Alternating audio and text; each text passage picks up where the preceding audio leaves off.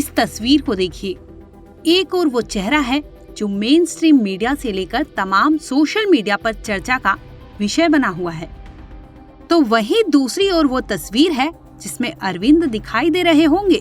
वैसे अतुल सुभाष और अरविंद दोनों ही दुनिया से रुखसत हो चुके हैं, लेकिन अपने पीछे वो दुख भरी दास्तां छोड़ गए जो हर किसी को कचोट रहा है। हर किसी के जहन में सिर्फ एक ही सवाल है, क्या इतनी सस्ती जिंदगी थी जो इन्हें जीने से ज्यादा मरने के लिए मजबूर कर दी थी?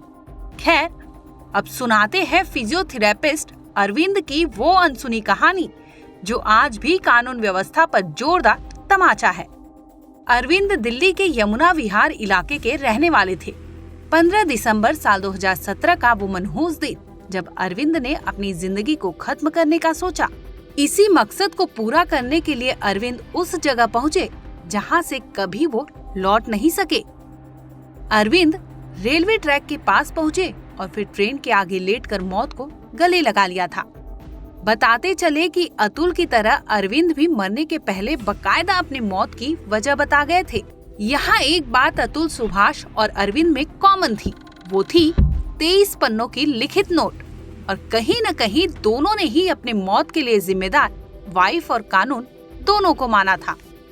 अतुल सुभाष की तरह ही दिल्ली के अरविंद ने मरने से पहले 23 पेज का नोट लिखा था, जिसमें उन्होंने ये बताया था कि भारत की कानून की वजह से वो खुद को बेसहाय महसूस कर रहे थे। उनके सामने उनकी जिंदगी उन्हें छोटी लग रही थी। बेंगलुरु में AI software engineer Atul Subhash के केस में फैमिली कोर्ट की जज अतुल की वाइफ निकिता, उनकी सास और साले समेत पेशकार पर अतुल ने कई संगीन आरोप लगाए, जिसके बाद उसने मौत को गले लगाया था। बीवी के झूठे मुकदमे, कोर्ट से मिले तारीख पर तारीख और ढीली न्याय व्यवस्था इस सब के लिए सबसे ज्यादा कसूरवार है। अतुल जैसे न जाने कितने मर्दों को इस तरह से जिल्लत की जिंदगी जीनी पड़ रही है, या फिर न जाने कितनों ने इसी तरह से अपनी मौत को गले लगाया होगा। ये आप और हम अच्छे से समझते और जानते भी हैं। वैसे अतुल ने जो किया वो कोई पहला मामला नहीं था। आज से ठीक 7 साल पहले की बात करें तो अतुल की तरह दिल्ली के अरविंद ने भी कुछ ऐसा ही ठोस कदम उठाया था। अरविंद की हत्या के पीछे भी अतुल जैसी कहानी ही निकल कर सामने आई थी। अरविंद भी झूठे केस और कोर्ट की तारीख से परेशान हो उठे थे। यमुना विहार के रहने वाले अरविंद पर उनकी बीवी ने कई झूठे केस किए थे। इस सब से तंग आकर अरविंद ने 15 दिसंबर साल 2017 को मौत को गले लगा लिया था। जाते जाते अरविंद ने एक लिखित डायरी छोड़ी, जिसमें अरविंद ने देश की न्याय व्यवस्था को कसूरवार ठहराया। बीवी द्वारा लगाए आरोपों से अरविंद के खिलाफ कई सालों तक मामला कोर्ट में चला था। कोर्ट के चक्कर लगाते लगाते अरविंद के चप्पल घिस गए थे। वहीं दूसरी ओर वकील को पैसे देकर जेब भी जवाब दे चुका था। आए दिन की ये किचपिच से परेशान होकर अरविंद खुद ही वकालत करने का भी सोच लिए थे, जिसके बाद अरविंद ने वकालत कर अपना केस खुद लड़ने का डिसीजन लिया था। वैसे तो अरविंद की जिंदगी अच्छी चल रही थी, लेकिन वो तूफान आने के पहले की शांति मात्र थी। अरविंद के जीवन में साल 2008 से परेशानियों ने चुपके से दस्तक देना शुरू किया था। उसके बाद तो मानो लाइफ में भूचाल ही आ गया था। अरविंद की मुलाकात सुभाष विहार की रहने वाली रीचा ठाकुर यानी काजल से हुई थी। अरविंद और काजल में पहले दोस्ती हुई और देखते ही देखते दोनों प्यार की नाव में सवार हो गए थे। अब दोनों ने घर परिवार से बात की और साल 2009 में लव मैरिज कर लिया था। अरविंद की जिंदगी अब तक तो खुशहाल ही चल रही थी, लेकिन शादी के कुछ दिन बाद से ही 360 डिग्री बदल चुकी थी। अरविंद के परिवार की माने तो शादी के लिए रीचा ने उनके बेटे पर दबाव बनाया था, क्योंकि दोनों पहले से एक दूसरे को जानते थे। कई बार मुलाकात हुई थी। इसी के चलते रीचा ने अरविंद पर रेप के आरोप भी लगा दिए थे, जिसकी वजह से लाचार अरविंद ने रीचा से शादी रचा ली। शादी के पहले दिन से ही अरविंद अपने परिवार से अलग रहते थे। कुछ साल बाद ही अरविंद रीचा की एक बेटी भी हुई। लेकिन इन खुशियों के बीच ही अरविंद की बीवी रीचा ने पैसों के लिए डोमेस्टिक वायलेंस का केस कर दिया, जिसकी वजह से अरविंद को जेल की हवा भी खानी पड़ी थी। साल 2016 तक कोर्ट में अरविंद का केस चला था, इस मैटर में कोर्ट ने 6 लाख रुपए के अमाउंट पर अरविंद और रीचा का तलाक करवा दिया था।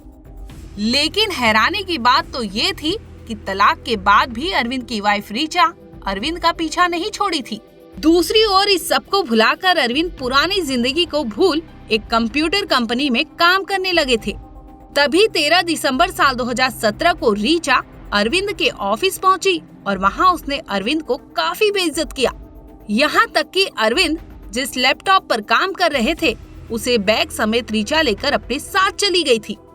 अब बस यही अरविंद के लिए बद से बदतर वाला समय था।